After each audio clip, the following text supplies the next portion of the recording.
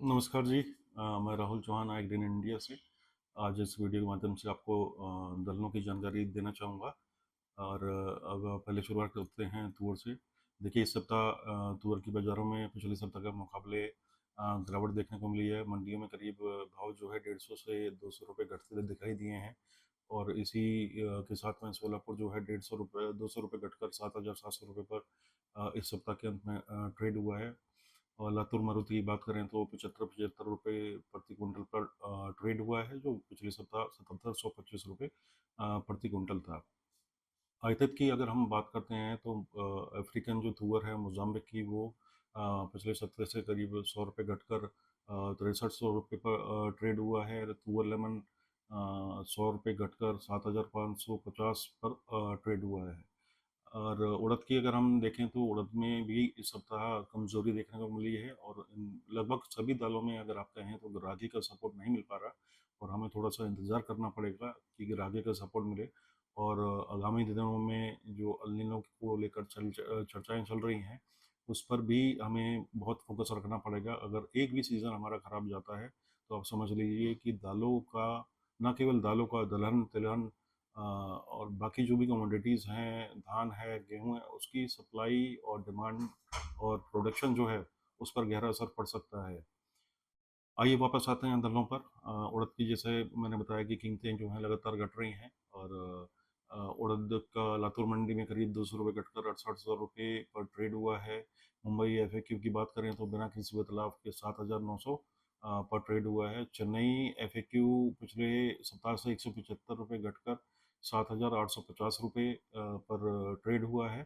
और ठीक इसी तरह जो है एसक्यू, जो स्पेशल क्वालिटी होती है, चेन्नई से जो ऑर्डर आती है, उसकी 150 रुपये तक कीमतें कट चुकी हैं। और अभी जो है 8550 पर चल रही है। पिछले सप्ताह के मुकाबले अगर आप अंतर्राष्ट्रीय कीमतों की बात करें तो तुअर की, जो उड़द की कीमतें हैं, पिछले सप्ताह से करीब 5 से 10 डॉलर घट चुकी हैं। और रुपया भी धीरे धीरे कमज़ोर पड़ रहा है, तो उन सबके चलते आयात पड़ताल हमारी ठीक नहीं बैठ रही। आइए शनि पे आते हैं। शनि में लगभग इस सप्ताह जो है लगभग बाजार हमारे स्थिर रहे हैं। और आज जो है चना दिल्ली राजस्थान जो है 5600 रुपये पर ट्रेड हुआ है बिना किसी बदलाव के।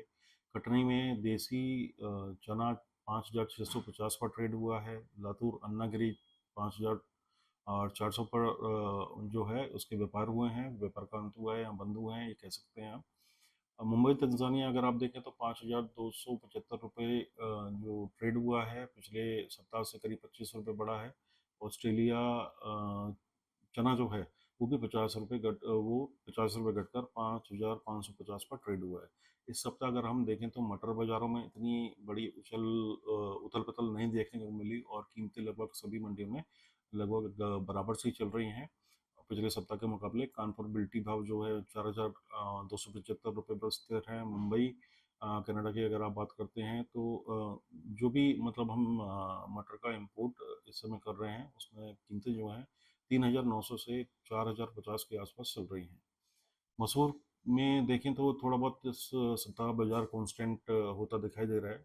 और इंदौर मंडी में पिछले सप्ताह के मुकाबले मसूर की कीमतें बिना किसी बदलाव के 6100 रुपये पर ट्रेड हुई है। बरेली में बड़ी मसूर जो है 6750 पर ट्रेड हुई है। आयातित की अगर बात करें तो 50 रुपये के में गिरावट देखने को मिली है। मूंग में बाजार स्थिर हैं, और मूंग में विशेष तेजी या मंदी देखने को नहीं मिल रही। और अभी जो ग्रीष्मकालीन क्रॉप है वो भी आने लगेगी। और हमने ये देखा कि अब ग्रीष्मकालीन जो मूंग है, उसका उत्पादन खरीफ के बराबर या उससे अधिक होने लगा है।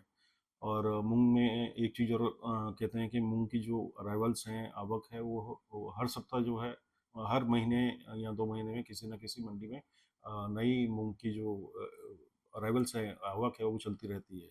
इस समय आप ये देखें, देसी चना और मसूर और मटर की आवक ज़ोरों पर है, या कहें तो मसूर की और मटर की थोड़ी सी घटी है, क्योंकि क्रॉप बहुत छोटी थी उसकी। लेकिन चना की अभी थोड़ी सी बनी हुई है। कुछ स्टेट्स में, कुछ राज्यों में चना की सरकारी खरीद की जारी है, जिसको आगे चलकर सरकार जो है बेचेगी। आयातित मात्रा की अगर बात करें तो उड़द और तुअर जो है लास्ट ईयर से हमारे यहाँ ज़्यादा इम्पोर्ट हुआ है। और बाकी जो कमोडिटीज़ हैं, जैसे देसी चना है, मटर है, मसूर लास्ट ईयर से कम इम्पोर्ट हुआ है। आंकड़े मैं आपको बताना चाहूँगा इस वीडियो के माध्यम से। चना जो है लास्ट ईयर हमने करीब 12.44 लाख टन इम्पोर्ट किया था, जो इस सीज़न में मतलब अप्रैल से फरवरी की बात कर रहा हूँ 8.14 लाख टन हुआ है। उड़द भी जैसा मैंने बताया कि 7.45 लाख टन लास्ट ईयर था, वो 9.77 इस फाइनेंशियल ईयर में फरवरी तक पहुँचा है। और मसूर की अगर हम बात करते हैं तो 10.46 लास्ट ईयर हुआ था और 9.75 अब तक हो चुका है। इस साल हम रिकॉर्ड मात्रा में तुअर का इंपोर्ट कर सकते हैं, क्योंकि हमारे देश में लास्ट ईयर पिछले साल जो है उड़द इसकी पीजन पी की यानी तुअर की क्रॉप जो थी लास्ट ईयर से कमज़ोर रही थी, और आयात जो है 14 लाख टन के करीब हो चुका है, जो पिछले साल करीब 12 लाख टन के आसपास था।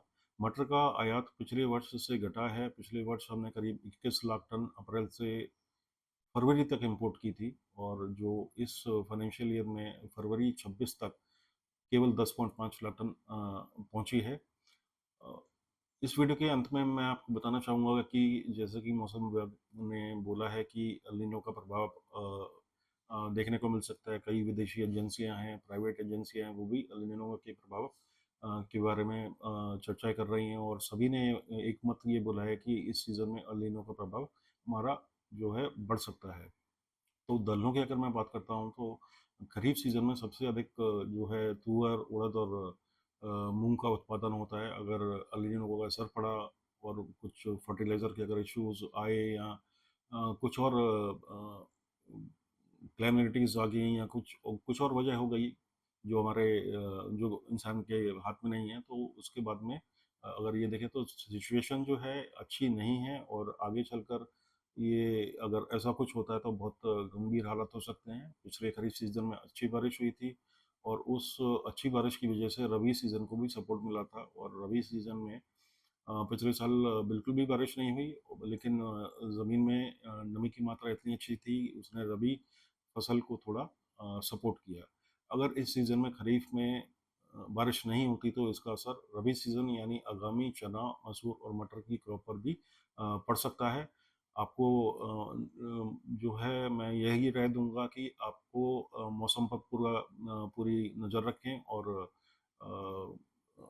एग्रोवन से जुड़े रहें। और इस वीडियो मुझे ये लगता है कि आगे चलकर जो है जैसे जुलाई अगस्त आएगा तो दलहनों की कीमतों में थोड़ी मुझे लगता है कि कीमतों में थोड़ी सपोर्ट मिल सकता है, और जुलाई के बाद में मेरा ये मानना है कि सभी दलहनों की कीमतों में थोड़ी बढ़त देखने को मिल सकती है।